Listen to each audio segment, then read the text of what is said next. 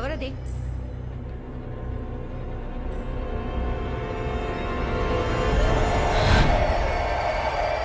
ఏమైందమ్మా? ఇంత రాత్రి అప్పుడు అందరూ ఇక్కడ ఏం చేస్తున్నారు? మేడ మీద ఎవరో పాడినట్టు వినిపించింది. ఏంటో చూడ్డానికి వెళ్ళిన వీళ్ళిద్దరూ ఏదో నీడను చూసి భయపడ్డారు. నేను చూస్తానని వెళ్ళిన గాయత్రి ఇంకా రాలేదు. నాకేం అర్థం కావడం లేదు. చాలా భయంగా ఉంది.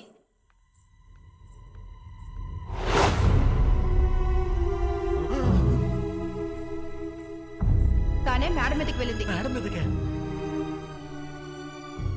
తన నీడను చూసే వీళ్ళిద్దరూ భయపడ్డారు. తనని చూసి భయపడ్డారా?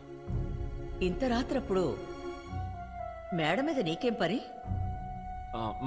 అమ్మా నేను చెప్తానమ్మా. తనకి ఇక్కడ పనిచేయడం కంటే ఈ అంతఃపురం మొత్తాన్ని చూడాలన్నదే కోరికని తను నాకు చాలాసార్లు చెప్పింది. మీరందరూ నిద్రపోయారనుకుని మేడ మీదకి వెళ్ళింది. పాపం దొరికిపోయింది. చూసారమ్మా, నేను చెప్పారా? అదేనమ్మా, ఆ పిల్ల మేడ మీదకి వెళ్ళి జాలీగా ఒక పాట పాడింది. ఇప్పుడు చెప్తున్నానమ్మా, ఇంట్లో భయపడేలా ఏమీ లేదు. ఇది దైవకళ ఉట్టిపడే ఇల్లు. అందుకని ఉదయాన్నే 3 దిక్కులకి కలిపి పత్రాలు రిజిస్ట్రేషన్ చేద్దాం. దక్షిణాన్ని వదిలేద్దాం. ఒక్కటి ఇచ్చానంటే ఎప్పుడు ఏం మాట్లాడాలో తెలియదు. వీపీ మీరు వెళ్ళి పడుకోండమ్మా. ఏదైనా సరే రేపు మాట్లాడుకుందాం. బేబీ అన్నాడు. వెర్రి పుష్పం అని షార్ట్గా అన్నాడేమో. రంగనాయకి, కాంట్రాక్టర్స్ అందరితోనూ మాట్లాడాను. ఆ ఇద్దరు చనిపోయిన విషయం తెలిసి మన గుడిని శుభ్రం చేయడానికి ఎవరు రావట్లేదు. ఏం అర్థం కావడం లేదన్నయ్య. ఇప్పుడేం చేయాలో తెలియడం లేదు. ఉన్న చోట సమస్య, గుళ్ళోనూ సమస్య అంటే ఆ పూజ ఎలా జరిపించడం మరి? ఇలా చూడండమ్మా, ఆ పూజారి చెప్పిన దాన్ని బట్టి మీ ఎవ్వరికీ చెప్పకుండా నేను ఒంటరిగా అక్కడికి వెళ్ళి చూశాను.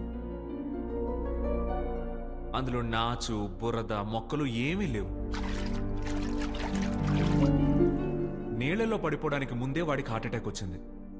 అలాంటప్పుడు వాడు ఒంట్లో నీళ్ళు ఎలా ఉంటాయి చెప్పండి? కరెంటు షాక్తో చనిపోయిన వాడు వైరు ఇనుముకి తగలడం కూడా చూసుకోకుండా స్విచ్ ఆన్ చేశాడు. షాక్ కొట్టి చనిపోయాడు. ఈ 2 మరణాలు నన్ను అడిగితే విపత్తు అనే అంటాను. పూజారి గారు అలా అంటున్నారు, ఏనేమో ఇలా అంటున్నారు. ఏది నమ్మాలో ఏం అర్థం కావట్లేదే. మదన్ చెప్పిందే కరెక్ట్. పనిలోకి వెళ్ళిన 20 మందిలో 2 మాత్రమే చనిపోయారు. ఒకవేళ ఇది చంద్రముఖి పని అయి ఉంటే కాంట్రాక్ట్ తీసుకున్న గోపాల కదా ముందు చనిపోయి ఉండాలి. మనం ఎంతమంది ఉన్నాం కదా, గుడిని శుభ్రం చేయడానికి బయట వాళ్ళెందుకు, మనమే చేసేద్దాం. ఈ విష పరీక్షకి మేము రెడీగా లేవు. పైకి వెళ్ళేందుకే పులుసు కారిపోతే. అవును, ఆర్థిక నష్టాన్ని, ఆస్తి నష్టాన్ని తట్టుకోగలం. ప్రాణ నష్టాన్ని ఎలా తట్టుకోగలం? ఇలా చూడండమ్మా, ఈ ఇంట్లో ఉన్న వాళ్ళంతా అక్కడికి వెళ్ళడానికే భయపడుతున్నారు. నేను వెళ్ళి ఆ గుడిని శుభ్రం చేస్తాను. ఎప్పుడు మీ గుళ్ళో సమస్య వచ్చిందో ఆ సమస్యని పరిష్కరించే వెళ్ళాలని నిర్ణయించుకున్నాను. కన్ఫ్యూజ్ చేస్తున్నాడు. అప్పటికీ నాకేమైనా అయితే మీ నిర్ణయం మీరు తీసుకోండి.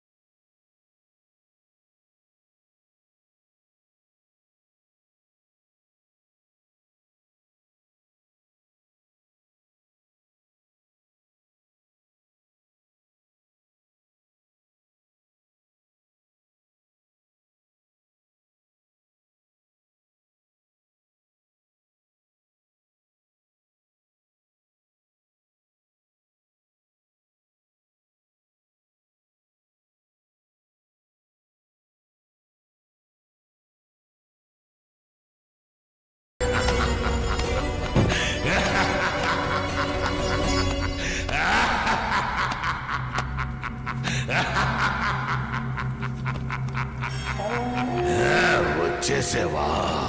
వెలుతురుని తీసుకొచ్చేసావా? నేను ఆ రోజే చెప్పాను నువ్వే చేయగలవు అని.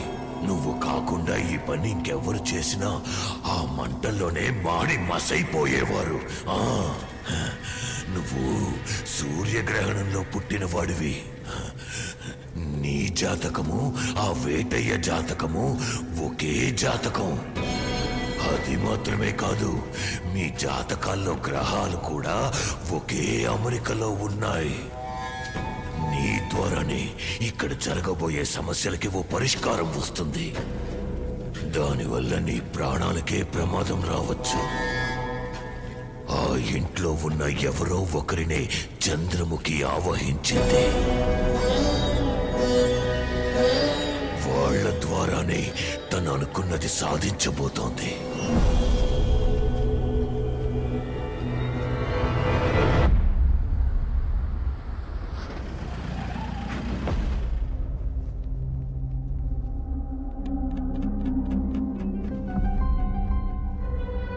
బాబు నో, నేను ఆ గుడిని శుభ్రం చేశాను, నాకేం కాలేదే. ఇక మీద ఆ గుళ్ళో ఏ సమస్య ఉండదు. ధైర్యంగా మీ పూజను మొదలెట్టండి. లేదు బాబు, నువ్వు గుడిని శుభ్రం చేయడానికి వెళ్ళిన అదే సమయంలో ఇక్కడ ఒక పెద్ద ప్రళయమే వచ్చింది.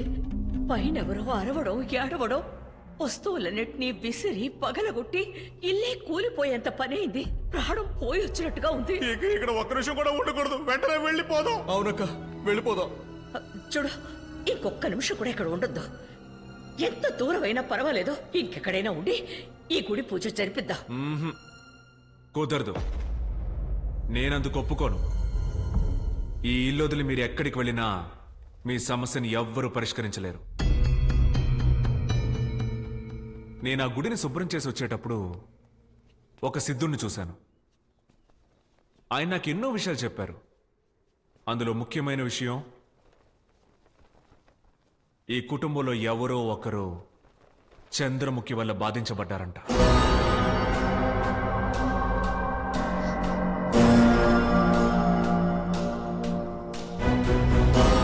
అదెవరో తెలుసుకోకుండా ఈ ఇంటి నుంచి మనం ఎలా వెళ్ళగలం? 17 ఏళ్లకి ముందు ఇలాంటిదే ఒక సమస్య ఈ అంతఃపురంలో జరిగినట్టు కూడా చెప్పారు. ఇదిగో, ఇవన్నీ మేము రావడానికి ముందే ఎందుకు చెప్పలేదయ్యా? అప్పుడు జరిగిన మాట నిజమేనండి, కానీ అవన్నీ అప్పుడే సర్దుకున్నాయి. అయినా అందరినీ పిలిచి దక్షిణం వైపు వెళ్ళొద్దని చూచాయిగా చెప్పాను. ఇప్పుడు వాటన్నిటినీ మించి ఇలా జరుగుతుందంటే దానికి కారణం ఎవరో నాకు తెలియటం లేదు.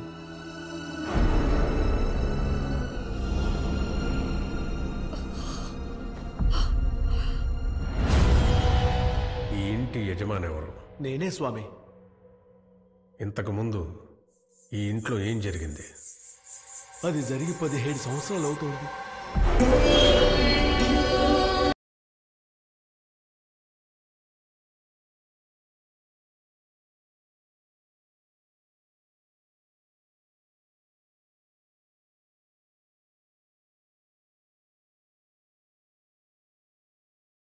ఆ తర్వాత ఆ రంగుల ముగ్గుని తన చేత్తో పైకెత్తి పోస్తూ పోస్తూ పోస్తూ అమాంతం శాంతించింది. ఆ రోజు గంగని నయం చేసిన ఆ గది ఇప్పటికీ అలాగే ఉందా? ఆ గది అలాగే ఉంది స్వామి. చంద్రముఖి కోసం వేసిన ముగ్గుని పెద్ద పెద్ద మాంత్రికులు మాత్రమే వచ్చి చెరపగలరు. ఇంకెవరొచ్చి చెరిపినా ఆ కుటుంబానికే ఆపదని రామచంద్ర సిద్ధాంతి చెప్పారు స్వామి. అప్పటి నుంచి ఇప్పటి వరకు ఆ గది వైపు ఎవరు వెళ్ళలేదు స్వామి. ఆ గదిని నేను చూడాలి.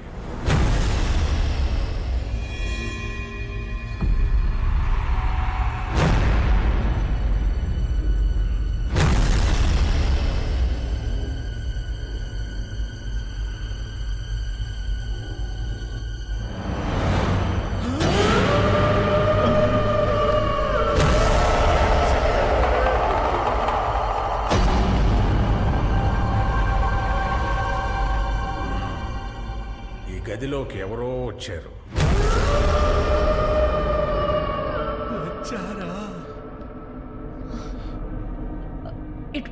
ఇటువంటి ఒక రూమ్ ఉన్నట్టు ఇప్పుడే మాకు తెలుసు. ఎవరో వచ్చారు.